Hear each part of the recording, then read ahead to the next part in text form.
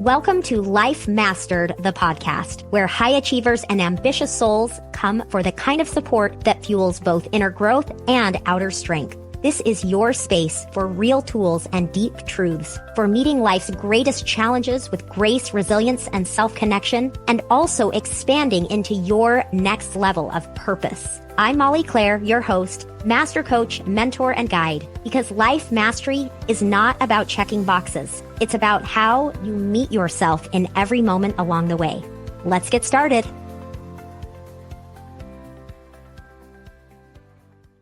Hey, everybody. Today's interview is so awesome. I just cannot wait to share it with you. Get ready to be inspired. If you have been working toward a goal but feeling stuck, if you sometimes wonder if you're ever going to actually have your business off the ground and profitable, and this is also for you if you find yourself wondering if you are the only one who's really struggling in life. So this interview is with my friend and colleague, Jennie Lakenan, and we're talking about the more personal side of her story, not only in building her business, but in overcoming a huge fear that most people don't know she's even experienced. So it's going to be a great interview. Before we get started, I want you to know that I am enrolling for one-to-one spots to work with me privately this summer to create your program. One-to-one, we will work together to nail your message or your niche. We will talk about and organize your signature program that will help you stand out as a coach. And we will also ensure that you have a clear and compelling offer with the right price point. These are some of the boxes that absolutely have to be checked in your business to really ensure that you have consistent enrollment and you can feel confident selling people on what you are offering. So if you're interested in this, just email team@mollyclaire.com and ask for that application. Now let's go ahead and dive in to this incredible conversation with Jennie Lakenan. Hey everyone, welcome to this week's episode. I am so excited about today's guest. Jennie Lakenan is amazing at what she does. She has a design business. She builds websites. She has a gift for helping people with messaging. And I could go on and on about this. She's going to share more about it.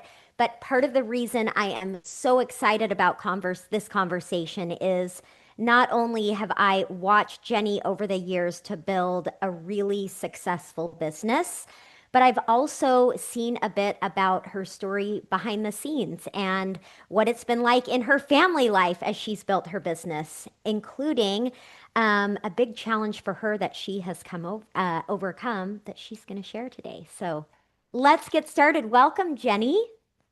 Thanks for having me, Molly. I'm excited. Yeah, so good to have you. Okay, so I know I said a bit about it, but tell my audience professionally what you do. Tell them about your business. Yeah, so I'm a web designer. I'm also a certified story brand guide, which means that, and not only that, I guess I'm also a certified life coach through the Life Coach School. So what that means is that I get to bring this beautiful chemistry of like, I love great design, I love making things look better, but also in marketing, it's not just about how it looks, it's about how it sounds. So being able to use those story brand skills to like make people sound really good, and then having the coaching skills to like hold space for them while we work through their website and their messaging. Because often when clients come to me, it's usually because they're making some kind of change in their business. So they're scaling from one-on-one to groups, or they are shifting their niche. And so there's like a lot of drama and just stuff that can come up. And those are things that we talk through as well. So yeah, that's me. I mean, I've been doing it for 8 years. I've built 150 plus websites, which is crazy to say. I bet. It's fun. We have fun. Yeah, yeah.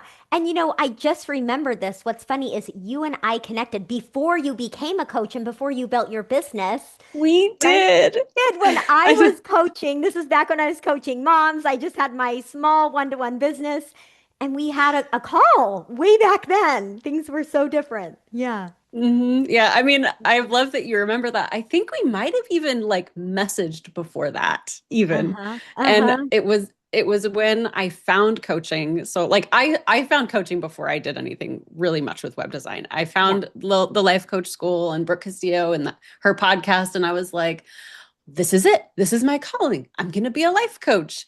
Mhm.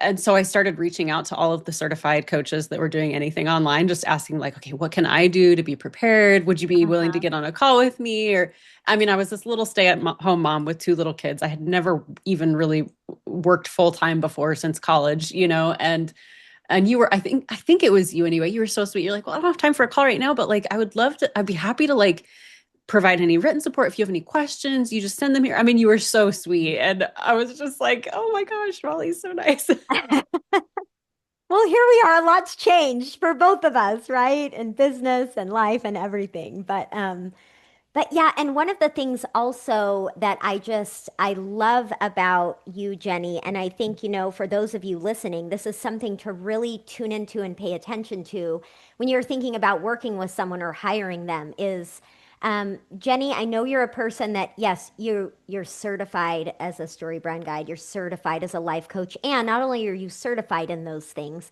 but you are a learner, you are a seeker, you are always learning and paying attention in the work you're doing in how you can even expand and build upon what you've learned, which I think is a big deal. And when I think about, the support you give people with building their website and their messaging and everything, those kind of expanded skills are a big deal because it's so easy to get stuck. So I love that about you. And for all of us listening, it's a good thing to ask ourselves, how am I continuing to learn? How am I continuing to build upon what I already know? Because it goes a long way, right? It really does. Yeah, it really does, especially in this day of, lots of in the world is changing with AI and all of that. And I think that human connection and the human wisdom, like practical wisdom, applied knowledge is only becoming more and more important. Yeah. Yes, we could do a whole episode on that, right? Yes, we That brought could. up a whole bunch of thoughts for me. So Jenny, we know and of course, we're going to have in the show notes links so people can find more about you business wise, but we're going to dig a little bit more into behind the scenes for you. So you started your business, you had little kids at home. I know there've been, many steps along the way. What is that? And this is such a broad question, but tell us what's it been like for you to build your business from home with little kids, going through pregnancy, finding the balance. Tell us. Tell us Yeah. everything. Yeah. So many leaps of faith, so many moments that felt like, that Indiana Jones movie where he's like in the cavern or whatever, and he's got to like get to the cave on the other side to get the treasure or whatever he is. And there's like this huge chasm. And it doesn't look like there's anything there for him to walk across, but there is. You just like can't see it. And so he like takes this step and it looks like he's stepping into nothing, but his foot hits it hits the Mhm. ledge and then he can like walk across to get to the thing. Like that's how it's felt so many times. Yeah. Um, and so like because when I started my business, my husband was still working full time. And I had two little kids. I think they were like 1 and 4 or something like that. And it very quickly, though, became clear within like 3 months, it became clear, okay, I can't keep doing what I'm doing and like serving my clients at the capacity that the business is beginning to demand if I'm like trying to build a homepage in between changing diapers and getting the kids lunch and everything. And Mhm. so we made this decision and, we prayed about it a lot and just made this decision like, nope, it's time for my husband to quit his job and come home and be full-time dad. And I will Mhm. run this business and I will be the breadwinner. I think we'd had like 1 month where I made as much top line revenue as he brought home, like not even after taxes and everything. So Mhm. it was a leap and I wouldn't recommend it to most people, but it was for sure the right thing for us at that point. And that's just like the one example of like Yeah. leap of faith. Yeah. Yeah. I mean, it really is. And I just think when you're building a business, there has to be an element of trust and faith in there, right? There has to be. And I know, with your belief system and believing in God, and I would say to my listeners, I think I think the higher power source, whatever, people have varying beliefs, but there has to be, I think, some element of that there, where we rely on that faith in something beyond us to help us. 'Cause we are only Hmm. human.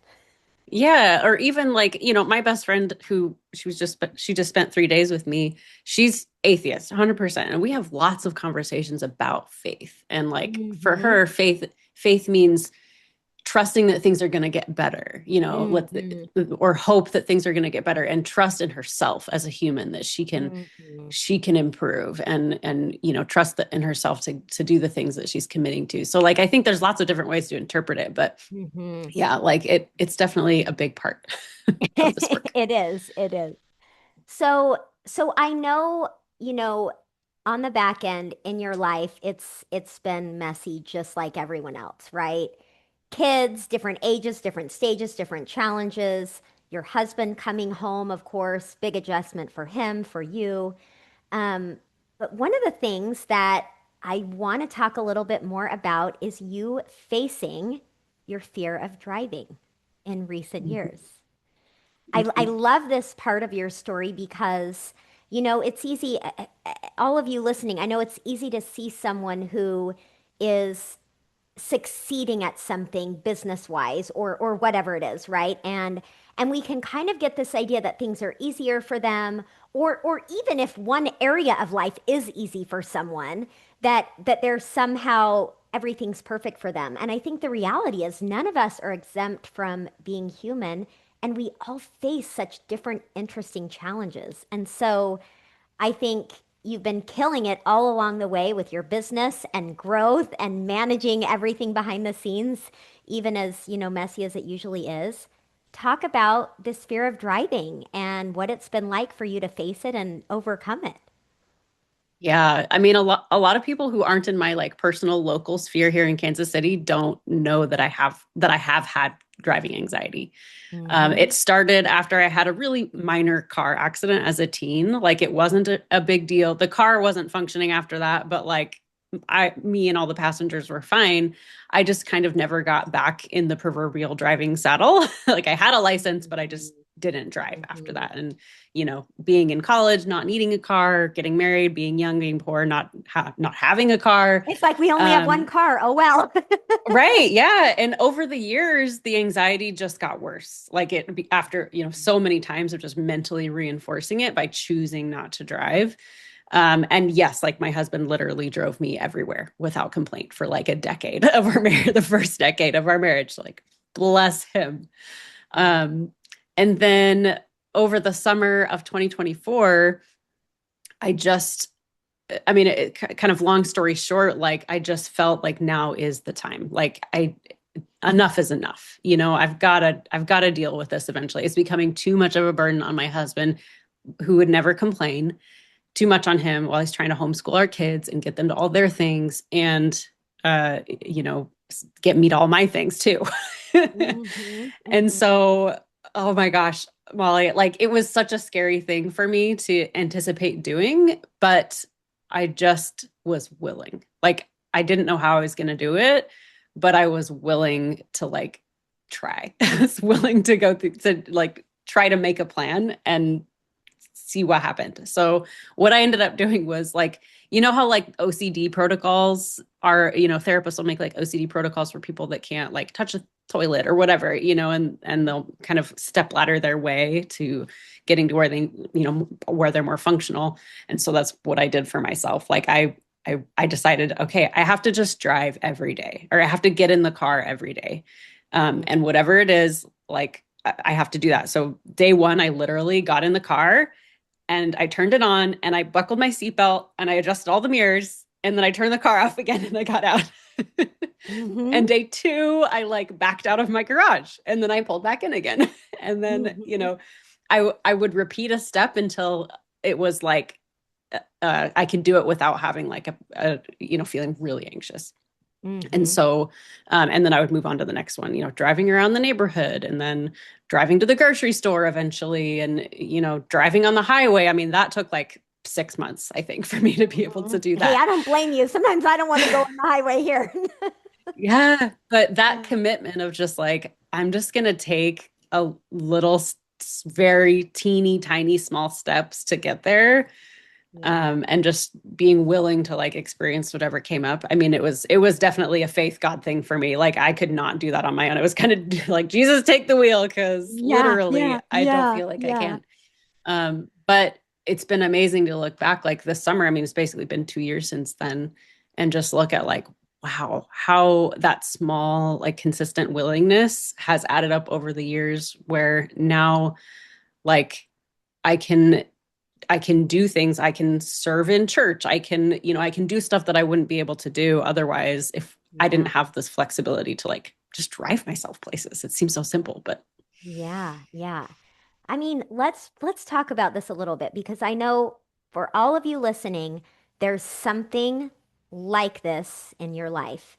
And maybe it doesn't even seem to be something as glaring. I know, just recently I've been putting together a small group. I'm going to work with coaches who are, it's like their message, their signature program, their offer, right? All those things. And it's like application after application, you hear the same things, right? I've been stuck.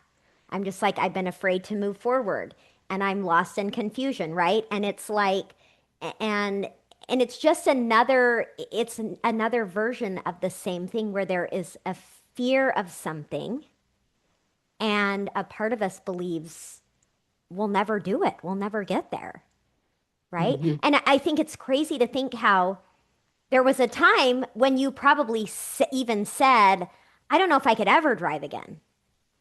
Absolutely. I kind of had no plan to. I was like, I'm just going to keep letting my husband do that. Maybe I'll just make enough money. I can hire a chauffeur. Like I had lots of contingency plans in my mind. Yeah, yeah, right. And so to go from, oh, never again to this being something that you do regularly now is really amazing. Hmm. And to think back as well. And so all of you, as you're listening to this and thinking like, what's the thing that I'm afraid to, whether I'm really aware that I'm afraid to do it or if it's just kind of a little more distant. And as we're having this conversation, you're realizing that you're afraid of it, right? Thinking about what is for all of you that first step. So for you, Jenny, it was getting in the car, Hmm. right? Literally. Buckling up, Yeah. adjusting the mirrors. What was that like for you? Just knowing that that was all you were going to do that day and getting in the car and doing it. Hmm. Yeah. I think the big shift happened even before that, where it was just like, okay, I believe that I can do this. Like I can possibly do this. And I don't have to push myself so far out of my comfort zone that I'm going to just die. Like internally, I'm just going to like shrivel up. It was Yeah. almost a relief to get in the car and know like, okay, I'm not asking so much of myself that like my nervous system just can't even handle it. I'm just going to show up this tiny little bit that I can withstand today. And then tomorrow I'm going to ask, or, a few days later, however long it takes, I'm going to ask myself to push a little more. I'm just going to keep Hmm. being willing, expanding that willingness to experience that discomfort and that fear. And like it doesn't seem like much. It's almost discouraging, right? Because you're like, but I should be moving faster. Because a lot of times in business we do that to ourselves. It's like, no, let's just ask a little bit more, compare ourselves to ourselves, not to external. And over time, that gets you so far. Yeah. I mean, it really does. This is a funny thing, but I've had conversations um with my sister about this because my sister and I work together in business and we have different ways of working and everything, right? And we've had so many conversations about pace and what's the right pace and whatever. And the truth is the right pace is the one that's right for you, right? And we would sometimes I love turtles, chocolate turtles with the nuts and the caramel and stuff. And, they have those ones that are called millionaires. Have you seen those? But they're turtles. And so I love that idea that a turtle can become a millionaire, right? Or whatever it is that you want in your business. It's those little steps. And I think sometimes, in fact, where we get into trouble is where we believe that, going all in on a goal means going big and going for it and just like feel the fear and do it anyway. And is not always the most effective approach, and it's certainly not necessary. Mhm. Yeah. Yeah. Yeah. Yeah. And this is a really great, yeah, it's a really great comparison. The turtle, the chocolate.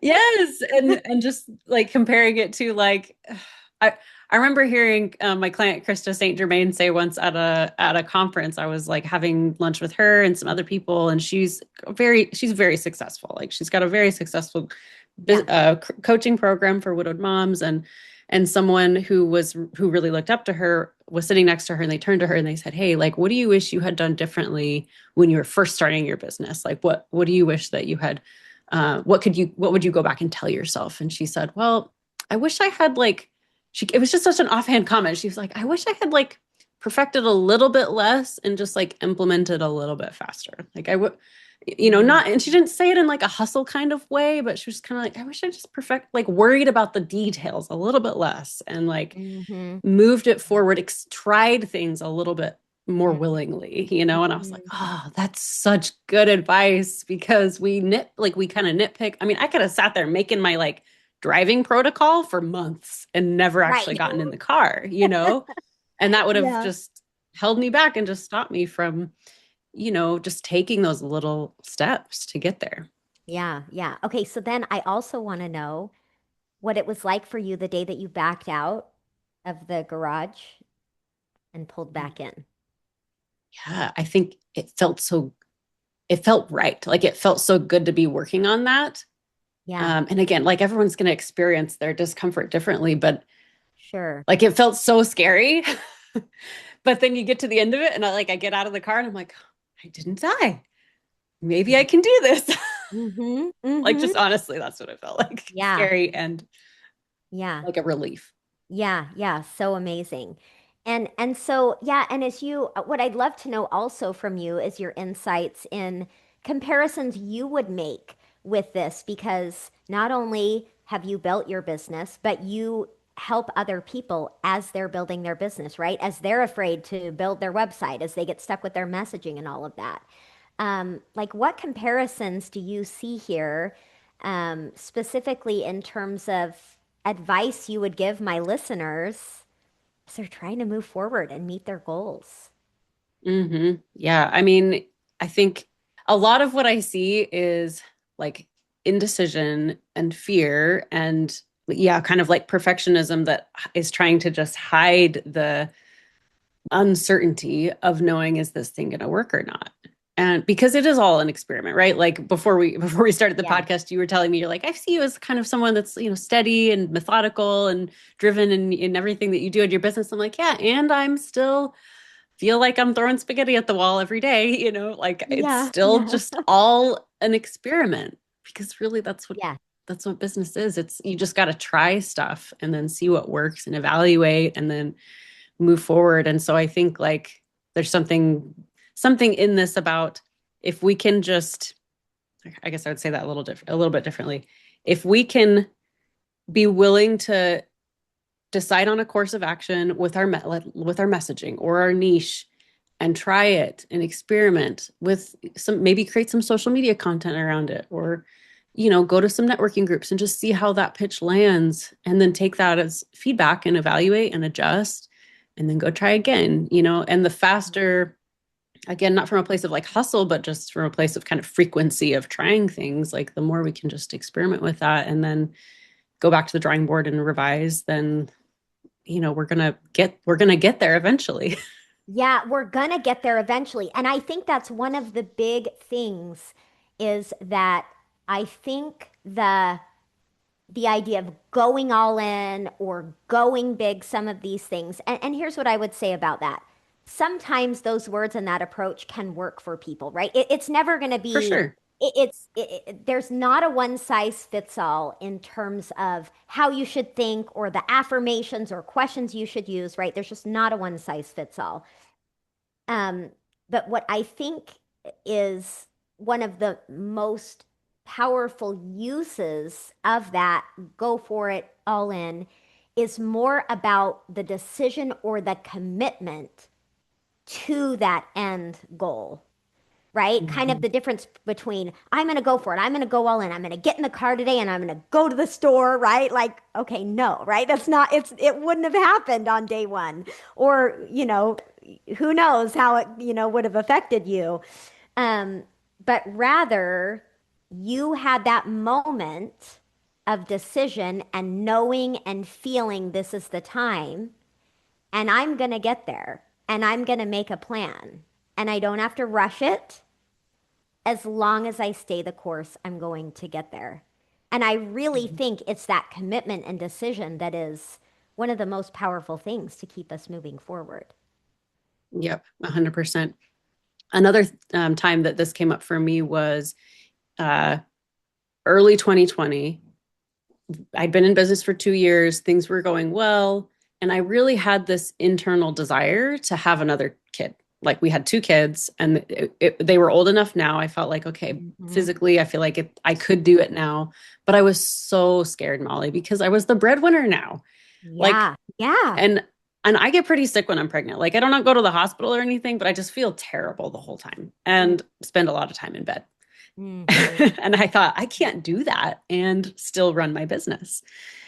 But again, like God kind of worked on me for about a period of 6 months or so. And he helped me just see like things don't have to crash and burn. Like I have support in my business. I've got, I had a really great admin developer at the time and my brand Mm-hmm. designer, Dina. And I thought, no, I see how this could work. If we have this much saved and we make a game plan, Dina will step in to finish projects so I can stop during first trimester. You know what I mean? Like I kind of Mm-hmm. like just mentally was able to work through it, make a bit of a plan.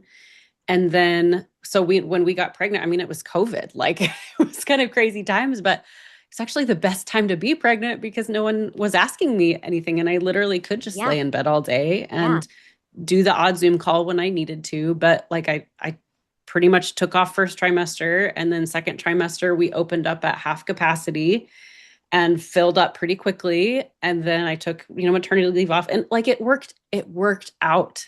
And I look back Mm. at that and I'm like, if I had just stayed in my head, like freaking out about it, I wouldn't have sat down and kind of made this game plan, believed it would be possible.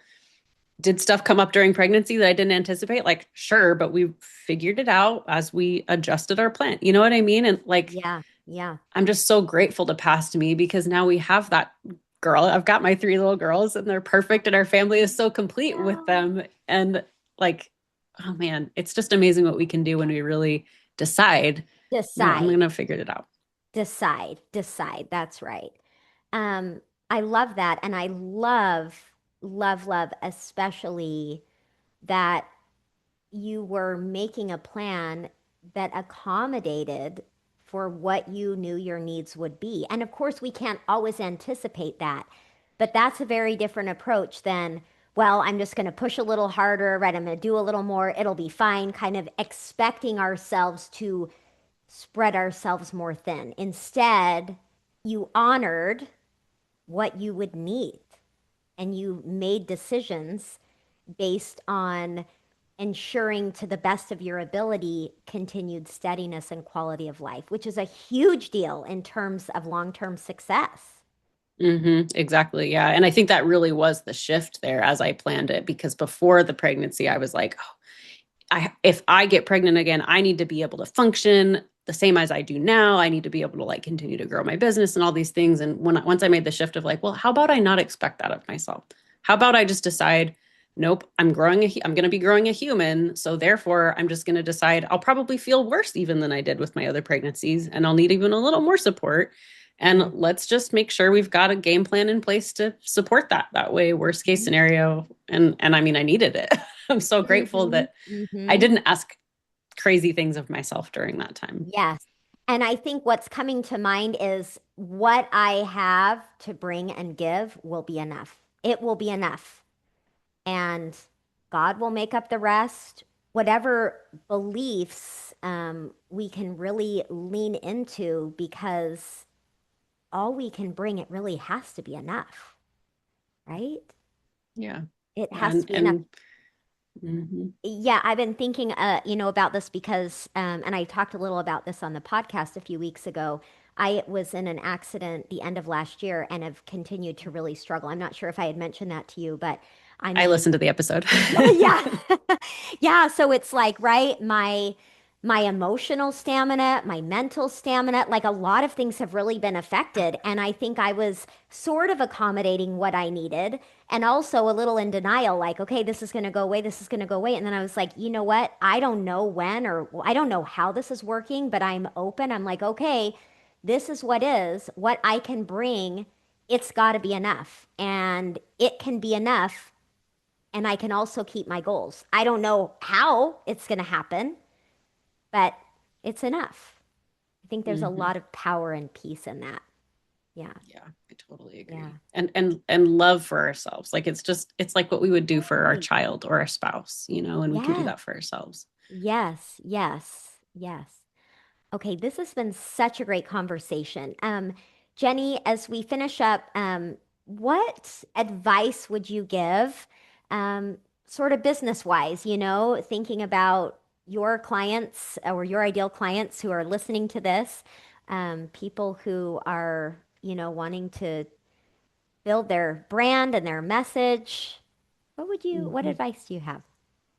We've already Yeah, I given some of mean, it, but I know, yeah, like the mindset advice we gave on this has just been so great. I'm like, I'm gonna need to go listen to this again.